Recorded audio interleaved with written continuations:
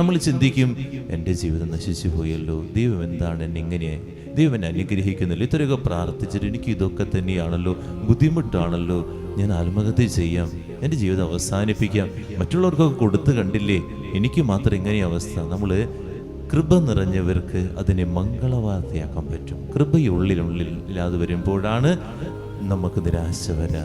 അതുപോലെ ബുദ്ധിമുട്ടുകൾ ജീവിതത്തിലേക്ക് കടന്നു വരിക. കൃപയുള്ള വ്യക്തികളായിട്ട് മാറാൻ പരിശ്രമിക്കണം. 2, മനോഭാവം. അമ്മയ്ക്കത് കൊടുത്തു കഴിഞ്ഞപ്പോൾ പിന്നെ പിറുപിറുക്കുകയല്ല ചെയ്തത്, പിറുപിറുത്തുകൊണ്ട് നടക്കുകയല്ല ചെയ്തത്.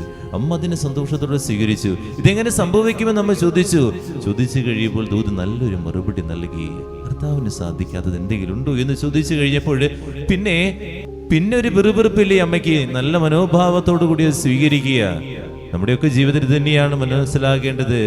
നല്ല മനോഭാവത്തോടെ തോറ്റുപോയിട്ടുണ്ടാകാം. ഒരു ഇന്റർവ്യൂവിന് പോയി, ആ ഇന്റർവ്യൂ തോറ്റു കഴിഞ്ഞു. പക്ഷേ പിന്നെ ജീവിതത്തിൽ നിർത്തുകയല്ല. നല്ല മനോഭാവം ഉണ്ടെങ്കിൽ അടുത്തതിന് പോകും. വിശുദ്ധ കുർബാനയ്ക്ക് നിൽക്കുമ്പോൾ കുർബാന പുസ്തകം എടുക്കണമെന്ന് പറയും. ഇതിനിപ്പോൾ കുർബാന പുസ്തകം എടുക്കാണ്ട് നിന്നൂടെ എന്ന് ചിന്ത വരാം. അല്ലെങ്കിൽ നിങ്ങൾ വായിക്കുമ്പോഴും നിർത്തി വായിക്കുകയെ, ഒന്ന് ക്ലിയർ ആയിട്ട് വായിക്കുകയെ, ഞാൻ നാളെ മുതൽ വായിക്കണില്ല, തീരുമാനം എടുക്കുകയാണ്. നമ്മൾ ഓരോരോ കാര്യങ്ങൾ നമ്മൾ ചിന്തിച്ച് നല്ല മനോഭാവത്തോടെ എടുത്തു നോക്കി. അച്ഛൻ്റെ ജീവിതത്തിൽ അനുഭവം എന്ന് വെച്ച് കഴിഞ്ഞാൽ, ഒരു മകളോട് പറഞ്ഞു, മോളെ കുരിശ് വരച്ചപ്പോൾ നിന്ന് വരയ്ക്കല്ലേ. ആ മകള് ചിരിച്ചുകൊണ്ട് നന്നായിട്ട് മുട്ടുകുത്തി കുരിശ് വരച്ചു.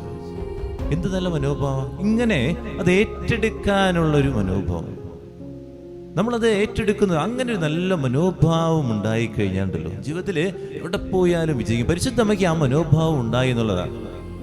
നമ്മൾ എന്തെങ്കിലും തിരുത്തി കഴിയുമ്പോഴേക്കും, എന്തെങ്കിലും പറഞ്ഞു കൊടുക്കുമ്പോഴേക്കും എന്തോ വലിയ അവസ്ഥയാണ്. നമ്മൾ എന്തോ നഷ്ടപ്പെട്ടു പോയ പോലെയാണ് എല്ലാവരുടെയും ചിന്ത. പരിശുദ്ധ അമ്മ അങ്ങനെയല്ല. അതിനെ മംഗളവാർത്തയാക്കാൻ അമ്മയ്ക്ക് സാധിച്ചത് നല്ല മനോഭാവത്തോടെ സ്വീകരിച്ചപ്പോഴാണ്.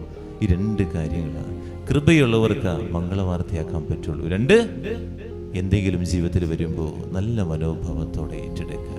സാധിക്കും, എനിക്ക് എൻ്റെ ദൈവം എന്നെ കാത്തു പരിപാലിക്കും എന്ന് ഉറച്ച വിശ്വാസത്തോടെ. ഇത് പോയി കഴിഞ്ഞാൽ വേറൊന്നും എൻ്റെ ജീവിതത്തിലേക്ക് ദൈവം തരും എന്ന് പ്രതീക്ഷയോടെ നിൽക്കാൻ പറ്റിക്കഴിഞ്ഞാൽ അവൻ എവിടെയും വിജയിക്കാൻ പറ്റും. അല്ലെങ്കിൽ ഉണ്ടല്ലോ, ഒന്ന് നഷ്ടപ്പെട്ട് കഴിയുമ്പോഴും കുറേ നമ്മൾ പ്രാർത്ഥിച്ചിട്ടുണ്ടാകും, കുറേ നൊവേന ചൊല്ലിയിട്ടുണ്ടാകും, കുറേ തിരി കത്തിച്ചിട്ടുണ്ടാകും. കഴിഞ്ഞു, അതോടുകൂടി പിന്നെ വിശ്വാസവും ഇല്ല.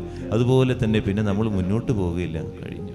നമ്മുടെ ഒക്കെ അവസ്ഥ എങ്ങനെയാണ്? അതുകൊണ്ട് നമ്മൾ ചിന്തിക്കുക, നല്ല മനോഭാവത്തോടെ എടുക്കാൻ പ്രാർത്ഥിക്കാം. അങ്ങനെയാണെങ്കിൽ മംഗളവാർത്തകൾ ദൈവത്തിലുണ്ടാകാം. മംഗളവാർത്തകൾ എൻ്റെ ജീവിതത്തിൽ നമുക്ക് രൂപീകരിക്കാൻ സാധിക്കും. പ്രാർത്ഥിക്കാം.